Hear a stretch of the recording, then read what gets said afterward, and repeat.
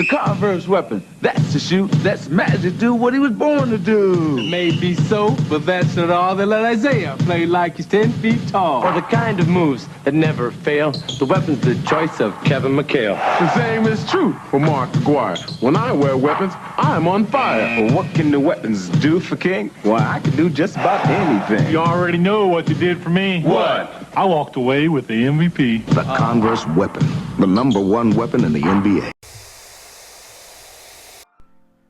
We are back. It's been about 5 months since I posted my last video, but today we're back with a new pair of shoes, the Converse weapon, as you could tell from that little 30-second clip at the beginning of the video, a little commercial of this shoe back when it released, I believe in 1986. This is a classic, old school basketball shoe worn by legends, as you could tell from that little clip there. And I'm a sucker for old time basketball shoes, and when I saw Converse was bringing this back, I just had to get a pair and check them out for myself. So here's some close-up looks at the shoe, Converse weapon. You can see it here written on the tongue. This is the high top version.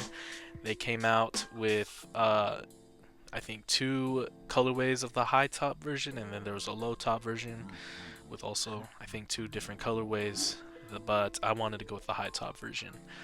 I saw Converse post about this little advertisement with Shai Gilgeous-Alexander, kind of recreating that look of the Larry Bird and Magic Johnson advertisement from way back when. So yeah, just wanted to get these, check them out.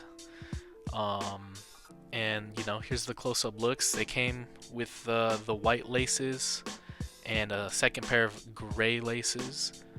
So I kept the white laces on. I like that look a lot better. In terms of quality, the leather is, it's alright. It's nothing special. It's just a typical leather shoe. Yeah. So let's take a look at these on feet.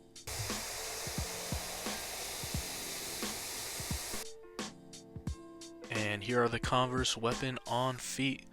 Let me know how you guys think this looks in the comments down below. In terms of fit and sizing, I would say go true to size.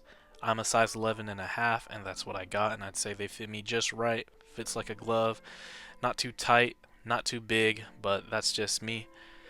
I know Converse is known for being weird with sizing with some shoes, particularly the Chuck Taylors. People have to size up, size down, not quite sure, but I'd say go true to size and you'll be just fine. Now in terms of comfort, I'd say they're pretty standard, nothing really crazy. It's just kind of what you expect from a shoe that was crafted in the 1980s. Wouldn't play basketball in these today, but I could definitely walk around in them all day and not mind, which is actually what I'm gonna do in this next clip. I took these out immediately, out for a little wear test, which is something I haven't done in any of my past videos. Thought I'd try it out this time around, and yeah, went out to the store and just walked around, did my errands, and they were just fine. No fatigue or nothing. Like, I could definitely walk around in these all day. But yeah, let me know what you guys think of this shoe, and if you think I should include this type of thing in my videos moving forward. I think I will. This is my first time doing this, so didn't really know what I was doing with the recordings. I'm kind of just looks like I'm walking around really fast paced, but I'm not, just doing some casual walking around. But yeah, that's about it for the video. Let me know what you guys think in the comments below. Don't forget to like and subscribe, and I'll catch y'all next time.